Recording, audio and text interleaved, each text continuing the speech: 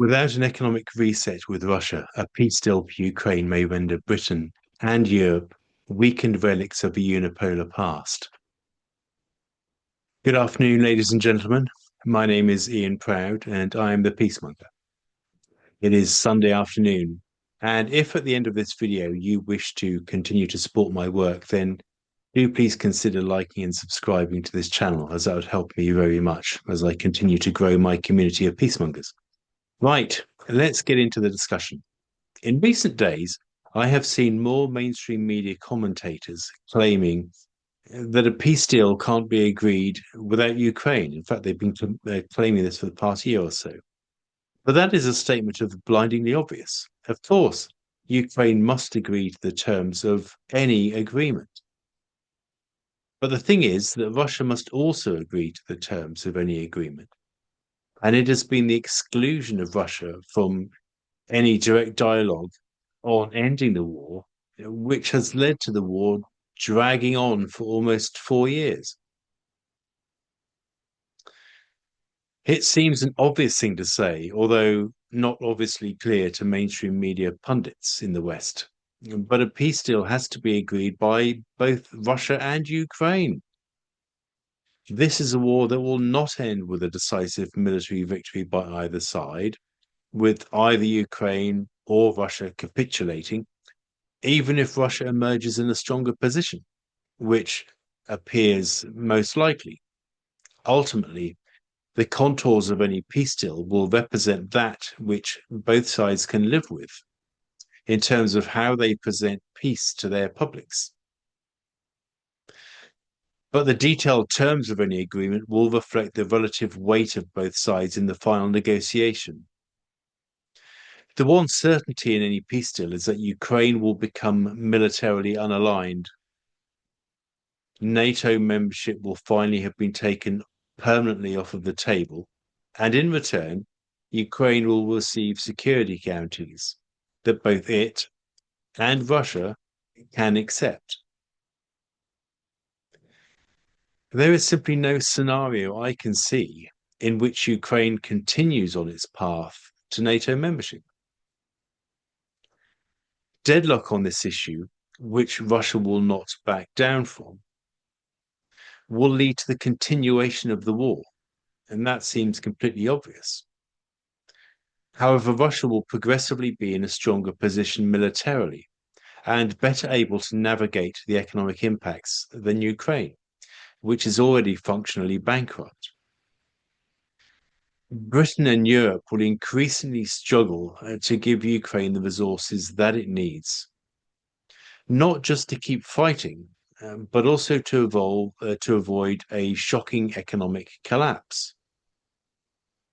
Everything else about a peace deal will be down to the fine points of detail and white noise and commentary from the punditerati in the Western mainstream media. But of course, the terms of the peace deal will reflect the relative weight of both sides, as I said, in the negotiations. And let's be clear that Russia continues to hold a stronger hand of cards. Russia will end the war with a strategic advantage on the battlefield. That is abundantly clear. Their army will be the most battle-hardened and well-equipped that it has been since the end of World War II. Russia's core aim to prevent NATO expansion into Ukraine will decisively have been achieved. Russia will have managed the economic shocks and consequences of war far better than Ukraine and its Western sponsors, in particular Britain and Europe. Ukraine will end the war wanting to maintain an army of 800,000, but without the money to do so, without British and European donations of military and financial aid, that will become increasingly harder to secure as peace sets in and as European countries have to justify these expenses to their voters. Ukraine will have failed to land NATO membership, and the prospects for joining the EU might not be as bright as the Ukrainian population would expect. Ukraine will continue to be functionally bankrupt, and will need quickly to reintroduce itself to a healthy relationship with Western financial markets in order to stay afloat economically. However, the peace deal available to Ukraine and also critically to its European and British sponsors will never be as good as the one that is available today. It won't be as good as the deal that was available to Ukraine in April 2022 in Istanbul.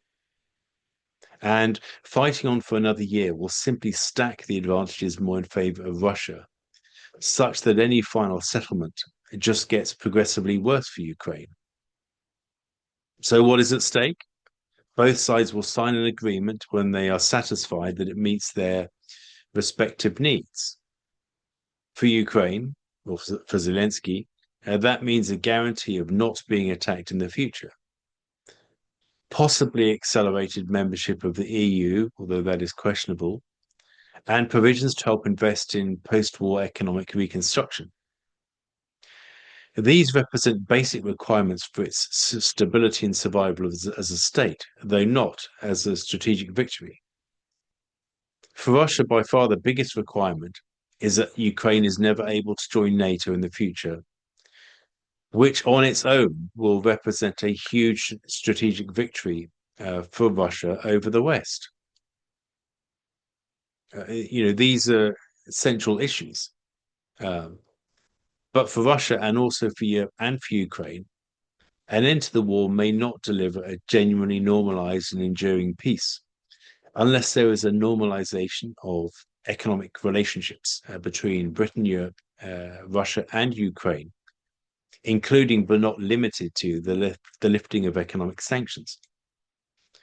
A continued state of economic warfare would simply risk pressing the pause button on military warfare at a time of massive European rearmament.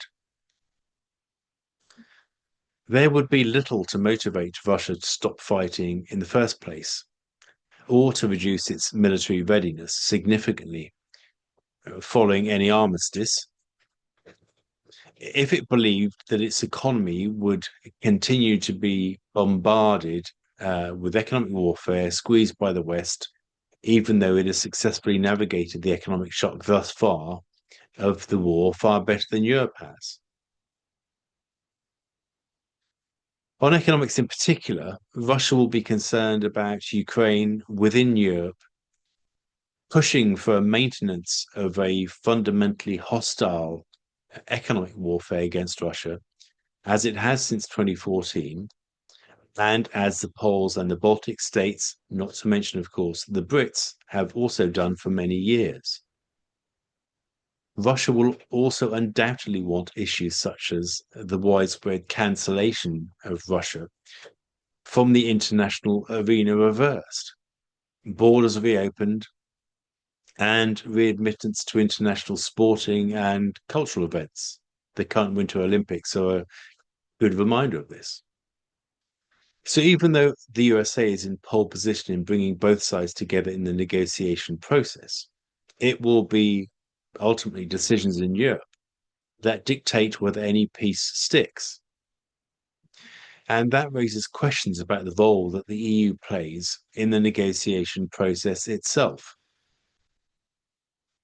Until now, the European Union and Britain have proved themselves singularly unwilling to enter into direct dialogue with Russia to end the war.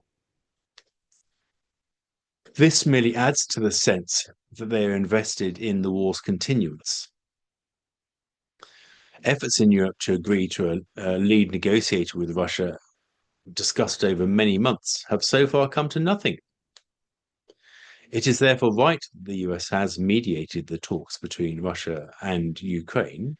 And for this, and to give him credit, President Trump must, take recognition, as without his initiative, frankly, it would not have happened.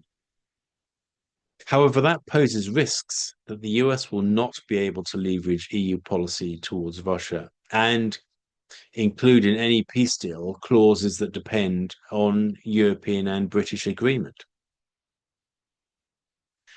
And US leverage over Europe may have been weakened by its posture towards the future status, of course, of Greenland. It does therefore make sense rationally, not that their decision makers in Brussels are necessarily rational, for the Europeans to be introduced into the peace process at some stage, even if not in the main bilateral part of the talks between Russia and Ukraine. There, there may need to be a process in which the USA, perhaps directly with Europe, negotiates the contours of a unified economic off ramp from a war that Ukraine and Russia have agreed bilaterally to bring to a halt. But hitherto, the Europeans have been unable to coordinate on who should be involved in the negotiations.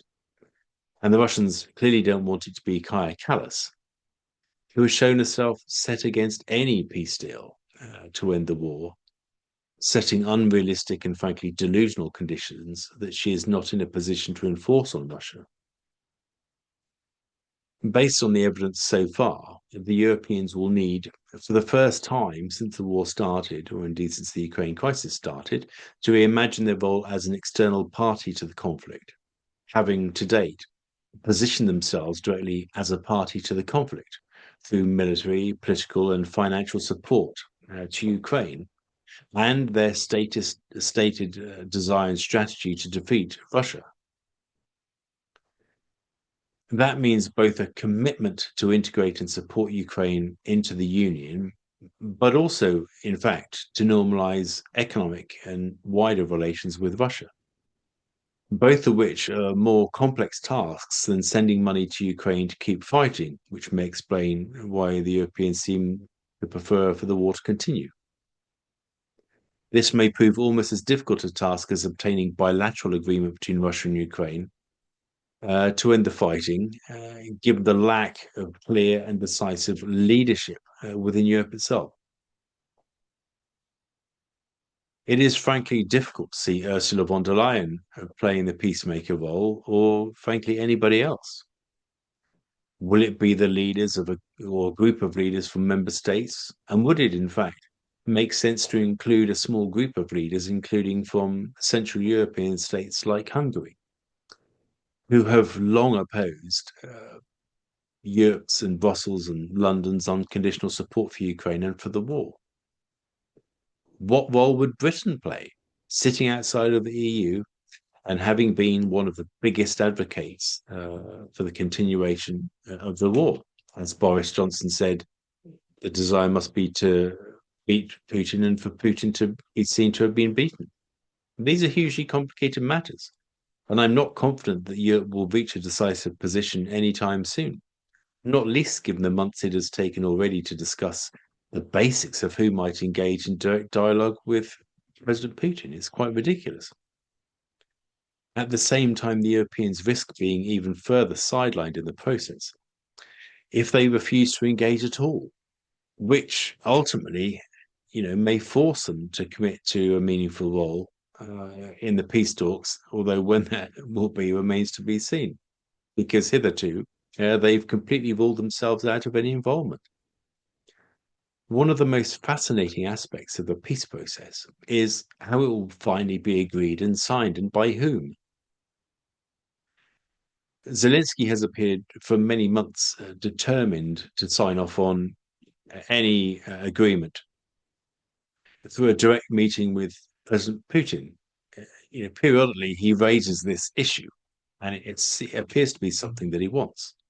And it is entirely normal for heads of state to meet to sign off landmark treaties and peace deals. After World War II, the surrender of both Germany and Japan was signed off by more junior figureheads. But Ukraine will not be surrendering as such. The circumstances at the end of the war will be quite different. It might not seem immediately obvious why Zelensky should want to meet Putin, having spent the whole war encouraging Russia's isolation on the world stage. Yet here the optics appear more about it seems to me at least, Zelensky's desire to legitimize his role as president of Ukraine in circumstances where he hasn't faced an election since 2019. Knowing that an end to the war will usher in Ukraine's presidential elections, signing a peace deal may epitomize his desire to present himself to his own people, to Ukrainian citizens, as the peacemaker, with one eye on boosting his popularity before the elections take place. Now, I personally think that even if he did meet President Putin, Zelensky is probably still doomed to lose a future presidential poll in Ukraine, because any deal he signs will be worse than the deal that was available to him in April 2022 in Istanbul. Putin will also not want to give Zelensky a gift of free publicity, and in any case, will be concerned that Zelensky will simply try to pull a publicity stunt if he meets Putin. I find it hard to see a hypothetical meeting taking place without Trump in any case, who wants to position himself as the big daddy peacemaker on the world stage. And I think Putin may want to keep President Trump on side, with one eye on a much bigger and more valuable to Russia, quite frankly, a reset in economic relations with the USA. So I don't necessarily think Putin would see it as in his interest to make not meeting Zelensky a red line issue, so long as Trump committed to making sure the choreography of the event was proper and that the scope for Zelensky to pull a stunt was taken out of the equation.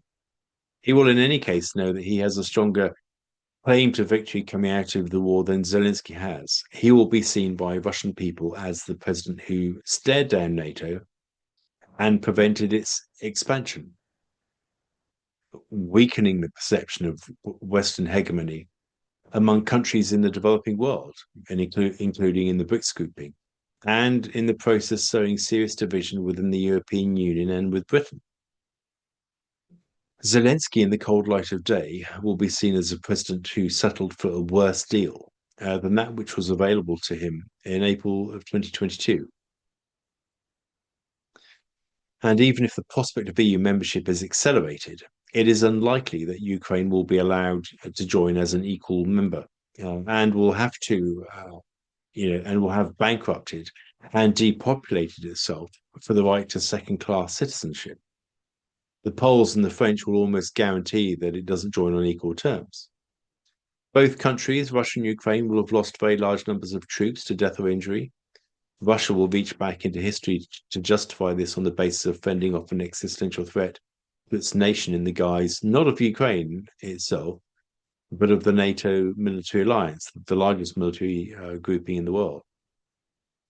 Zelensky will have to explain why so many men and women died or were injured to bring about a less favorable peace to that which was available 4 years before in Istanbul. And that, frankly, will be a much harder case to make. But when it comes down to it, nobody really wins in a war anyway, and primarily ordinary working people suffer. Which again serves as a reminder that wars are often judged in hindsight on their political aftermath. The Second World War decisively signalled the end of the British Empire, leaving only two in its place, the United States of America and the Soviet Union. Ukraine will emerge from this war significantly weakened against a Russia that has renewed standing, arguably, in the developing world. There is a strong chance that the Euro integration project will have reached its high water mark and, like the British Empire, will also go into decline. The end of the war in Ukraine will decisively usher in and accelerate a more multipolar world in which Europe and Britain are seen as weakened relics of a unipolar past. Thank you so much for listening.